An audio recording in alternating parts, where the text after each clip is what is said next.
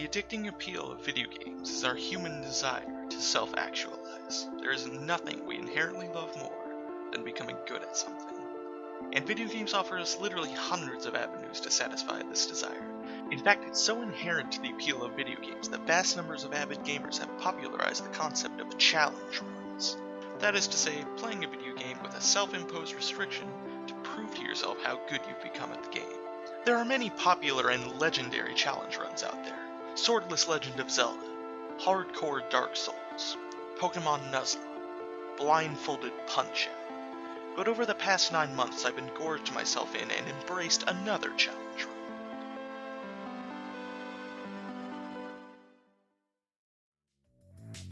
Our story begins in mid-2019 when I decided I wanted to start attempting speedruns of one of my favorite video games ever, Crash Team Racing.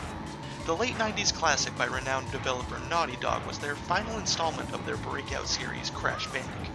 And unlike the innovative 3D platforming experience of the first 3 games, Crash and his friends, and enemies, take to the streets for a kart racer like none other. Many, including myself, still consider it one of the best games of the genre ever. I was practicing for my eventual speedrun attempts by first running through every track on time trial mode to brush back up on the game. And then this happened in my chat. By the way, you can complete this track without pressing the X button just by boosting and using the turbo pads. Huh! Twitch user WhatisLove pointed out that you can complete Oxide Station, one of the largest and trickiest tracks in the game, by only ever pressing the X button at the starting line. For anybody who doesn't know, X is your accelerate button.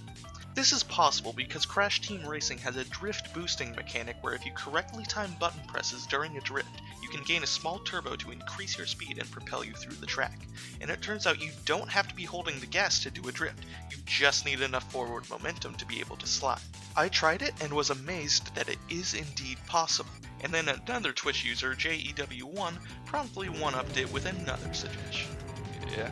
You could hold square and left and jump and then reverse to the first turbo. Oh yeah. We can do one better. If you instead reverse backward into a boost pad behind the starting line, you can use that to gain your momentum and finish the race without ever pressing X at all. I verified it and my amazement led me further down the rabbit hole, and we took this concept to its logical conclusion. Can you beat the entire adventure mode of Crash Team Racing without pressing X? A quick disclaimer, I'm not claiming to be the first person to have this idea. While yes, the idea did develop organically for me, I later checked and at least a few people had done this challenge before. 2 of them even made YouTube videos all about it, but I still feel compelled to do my own because I have dissatisfactions with both of them. One made by Yildun for the original game overlooked important elements of the challenge and in one case was fundamentally wrong about something. The other one by GameChamp 3000 for his VG Myths series was more thorough but still brushed off some genuinely difficult sections and more notably was played on the nitro-fueled remake that had just come out in 2019. This is important because the mechanics of the 2 games are subtly different in ways that make this challenge run easier in the remake than in the original. We are playing the original. Because I'm a hardcore gamer who sadly only had a PC at the time, the one major platform that didn't get a release of the remake.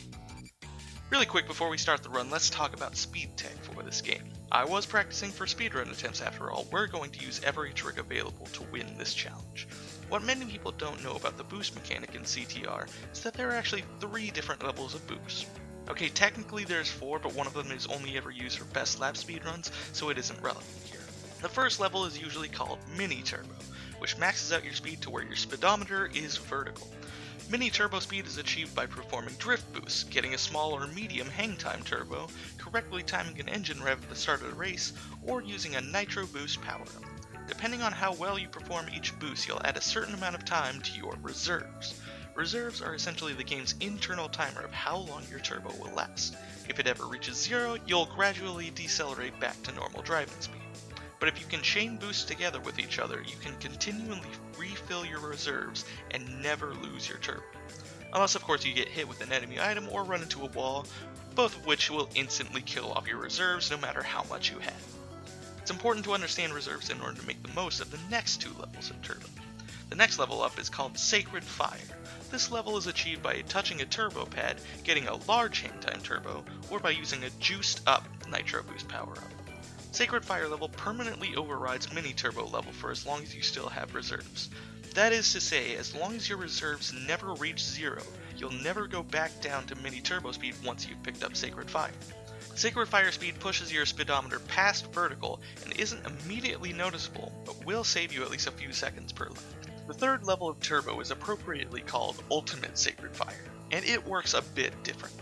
It can only be achieved by hitting very specific Super Turbo pads in the final 4 levels of the game, plus one of the 2 bonus tracks. It is a massive and immediately noticeable speed boost, but unlike regular Sacred Fire, any other boost will override it. You can only keep USF speed by driving normally until it runs out. This means you can't refill your reserves anymore once you've gained USF, so it's important to get your reserves as full as possible leading up to the Super Turbo pad. The last bit of important speed tech is U-turn. You can achieve much sharper turns than normal by holding down and the direction you want to turn, and then hopping and braking. This is actually where we find one of the major mechanics differences in the remake. In the remake, as long as you aren't holding the brake while you're touching the ground, you'll keep your reserves intact. In the original, you lose your reserves the second you touch the brake, regardless if you're on the ground or not. Now that that's out of the way, let's get started with the No X challenge. Interestingly enough, we don't even have to make an exception for menuing because it turns out the circle button also works in the menus to select and confirm. Admittedly, I didn't know this at the time of the original run, but finding it out later was able to make this a true No X run. Not just no gas or no acceleration, we never have to even touch the X button. So we start our adventure by selecting our character, and this is already my first disagreement with the 2 previous challengers. Yildun chooses Polar here, reasoning that his extra handling stat would help make tricky turns easier to do without hitting walls and losing your reserves. But Game Champ chose Dingodile and correctly points out that characters with worse handling are actually advantageous because of the fact that they don't deviate as much from their straight line when doing drift boosts. However, Yildun is still sort of right in that there is such thing as too little turning. Too small of a turning stat can make certain sections tricky, including major shortcuts that we'll need to complete this challenge. So I compromised and chose Coco, a character with low handling, but not too low. We quickly realize that there are no turbo pads in the overworld to give us momentum, so we have to do the painful process of driving backwards into each level. There are a few sections in the overworld where you can hop backwards off a high ledge to gain a hang time turbo for momentum, but only a select few of them are useful in any way. Once we make it to the first race, Crash Cove, we see a similar start as we did in Oxide Station. There's a turbo pad right behind us, so just reverse into it and you're good to start racing. By the end of the first 2 laps, we run into 2 important concepts. One is that the enemy AIs can be the biggest trolls. Oh shit! No! Oh, thank fuck! Oh my god, that would have been awful! Yeah, it's going to be important to hold on to protective items, especially at the moment you start catching up to the AI from your slow start. Most enemy attacks will totally kill your momentum, and depending on how far you are away from the nearest boost pad or ledge, you may or may not be able to recover from your predicament. On a related note, we also learned that there is one item that trumps all for a very good reason. Yeah, I need to save this turbo power-up in case I lose momentum. In summary, here's our strategy for power-ups. Whenever possible, hold on to some item that can protect yourself from enemy attacks, at least until you're far enough ahead of them to not be in danger. When you do pass the AIs, begin throwing away items to hunt for a nitro boost to keep as a backup in case you lose momentum. Moving on to Ruse Tubes, we face a different sort of start. There's no nearby boost pad to the starting line. We either have to go a long way back or turn ourselves around and reverse a long way forwards. Either option is a big setback, but it's a little bit better to go forward in the track. It is a little tricky to turn back around in the right direction before we hit the boost pad, but once you've practiced it a few times, it comes pretty naturally. Regardless, you have plenty of time to catch back up to the pack. The AIs are very slow on the first few tracks. Mystery Caves is a similar start to Ruse Tubes, but the first boost pad isn't nearly as far forward in the track. You just have to be careful about the fireball jump sections. Oh my god, Cortex! You are such a troll! Sewer Speedway is the first major difficulty of the challenge. There's only 2 boost pads we can reach from the start. One is over halfway through the track, and the other takes up the entire width of the track. How do you handle this? I tried so many different ways to gain momentum, some of which would have worked if I had practiced U-turning technique before starting this run, silly me. but what I ended up doing was sort of jamming myself against the wall to turn myself forward without getting boosted off of the pad. But notably, there is a faster and more reliable way to do it that we discovered later. You might be tempted to use the shortcut to help catch back up to the pack, but there's a huge risk. If you time your jump incorrectly, you can very easily miss the shortcut, in the process losing all your momentum if you hit the wall too hard. And there are no easy nearby ways to get it back. This is something you'll have to keep in mind when deciding whether or not to use certain shortcuts throughout the run. In normal runs, missing a shortcut is usually no big deal. In the no X run, it can sometimes force you to restart the race altogether. Also of note in Sewer Speedway are the rolling barrels at 2 points in the track. If your timing is unlucky, you can get squished by it, but luckily it doesn't totally kill your momentum. You will lose your reserves if you get hit, but you'll still have enough forward momentum to drift boost forward and keep yourself going. Next up is the first boss race of the game, Ripperoo back on Roo's tubes. Bosses spam items behind them to attack you, but in normal runs this isn't a huge issue since a good boost off the starting line can get you ahead of them instantly and permanently.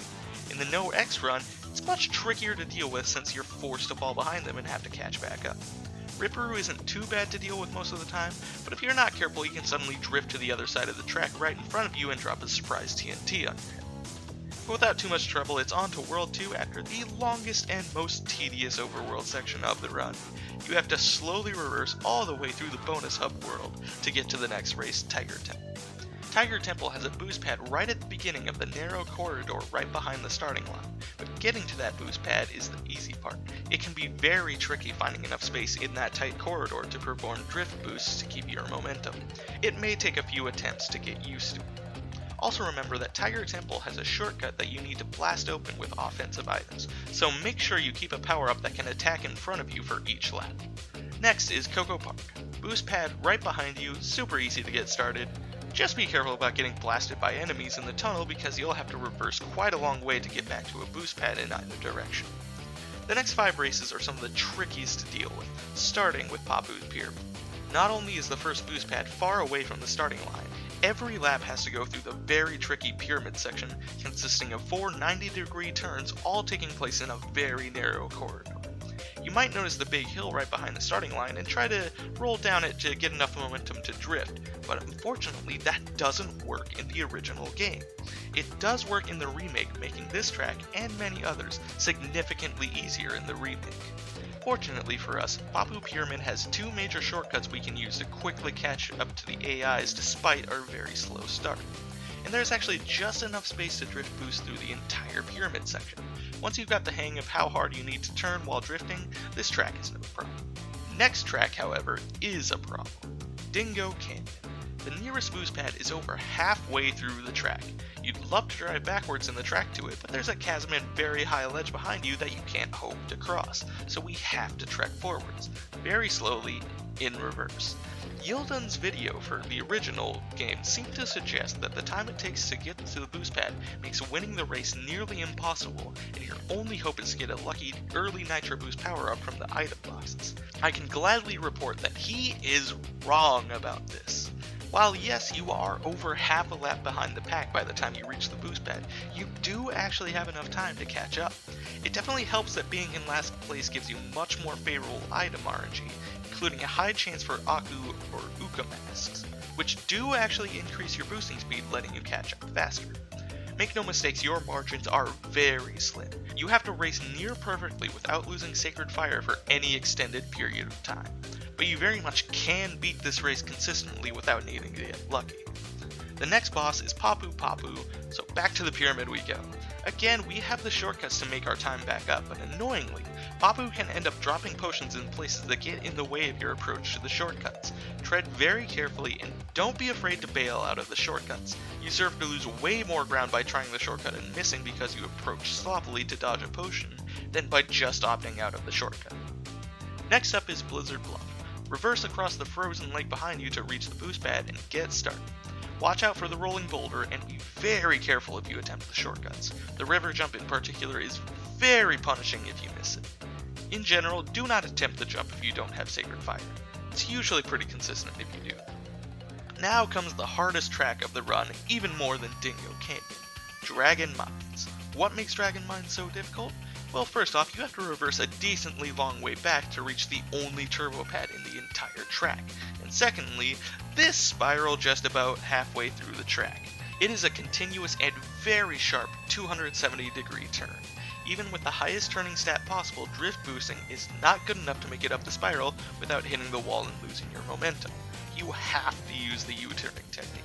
But even then, U-turning is a little bit too powerful and will send you right into the chasm in the middle if you U-turn as hard as possible. Making it up the spiral is about finding just the right balance of U-turn. And remember, you lose reserves when U-turning in the original CTR, so by the time you make it up the spiral, you have barely enough speed to drift boost, and you need to get one off ASAP. And spoiler alert, if you didn't know, the next boss is also on this track. The most difficult track of the run has to be done twice. With enough practice, we can get through the mines and move on to Polar Pass. The first boost pad is decently far forward in the level, but this is still an easy track both because it's a very long track giving you plenty of time to catch up, and there is a shortcut you can take by jumping over this railing. Even the thin straightaway isn't a problem because it has ramps that you can get hang time turbos off of to keep your reserves up. Next is Tiny Arena. It's a long but very basic track with no major shortcuts, and a boost pad right behind the starting line. What it does have, though, are tight turning sections and long stretches with no boost pads to recover with if you lose momentum. Getting hit with an enemy item can be disastrous, so it's important to get your distance as quickly as possible. There's no turns so sharp that you can't make them with just drift boosts, but there's one important thing to understand about drift turbos. Usually you want to time your boost as late as possible to get the most reserves, but around tight corners, doing smaller turbos can help you turn sharper, though you won't get as much reserves. Enjoying your break from the really tough tracks? Good, cause now we have to go right back to Dragon Mines to face Komodo Joe. Funnily enough, the TNTs he throws immediately explode when they land, but they're actually less of a problem than his nitros. This is mostly because he tends to drop nitros right around corners, and if you're not careful, you can suddenly propel straight into one. But like all bosses, once you pull ahead, you're good to go. Unless of course you fail to make it up the spiral and whisk Chase back to the starting line for you. On to the last hub world, starting with Engine Labs. We have another tricky startup like in Sewer Speedway. The nearest turbo is covering the entire width of the track. Again, you can do this by a sharp U-turn, but jamming yourself against the wall still works here too. If it takes you a little while to set up, don't worry. You can catch back up quickly with an effective use of USF with this turbo pad. Cortex Castle can be tricky. It is filled with rapid, sharp turns which can make it very tricky to build reserves effectively. Be very careful about this slalom section in particular, and exercise caution using the shortcut. Then it's on to Hot Air Skyway. The nearest boost pad is a decent ways behind the starting line, but you've got plenty of time to catch up. It helps to use the Super Turbo pad. Don't take the shortcut because it will give you a hang time turbo and override USF. Take the normal pad. Trust me, it's still much faster. That's how big the USF speed boost is. Just don't hold it too long or you'll drive yourself right off the edge. The only real tricky section here is the sharp 180 right at the end of the lap. Bite the bullet and use U-turning. There is not enough space to drift boost through it. At best, Polar or Pura could maybe do it. Just Oxide Station and the final two bosses left. Oxide Station is a very long track, but for anyone who doesn't know, the original game has a massive unintended shortcut that skips an entire arm of the track, saving around 20 seconds per lap. Combine that with how nearby the turbo pad is to the start line, and you can damn nearly lap the AIs despite not pressing X. And now it's time to face Pinstripe. Again, the issue is that you're forced to fall behind him and have to catch up, and oh boy, his bombs can be very tricky to dodge. Get hit in the wrong place on the track and you are done for. Same for Oxide, it is incredibly difficult to dodge all his potions in his initial spam, but luckily, even if you hit his items, there's plenty of boost pads to get your momentum back. And as long as you can hit the shortcut, you can very easily get ahead of him and just go on a casual stroll to the finish line. So there you have it, you can beat one of the most iconic kart racers ever without ever pressing the accelerate button. You might be wondering about doing 100% of the game without pressing X, but sadly this just isn't possible. One of the requirements for 100% is to get the time relic on the bonus track Slide Coliseum. This is simply not possible because it neither has any boost pads anywhere in the level, or any high enough ledges to get a hang time turbo without already having momentum. It simply can't be done. And before some curious soul finds a glitch to prove me wrong. But having beat CTR without the X button, we still have one more question to answer. How fast can you beat Crash Team Racing without pressing X? I was practicing for a speedrun when I stumbled upon this after all. I've been developing this speedrun on and off over the past 9 months, and I will be releasing a video of my personal best run along with this video. I also stream attempts occasionally at my Twitch channel, twitch.tv/trippingmatt. Check out my runs, try the run for yourself. Whatever you do, don't press the X button.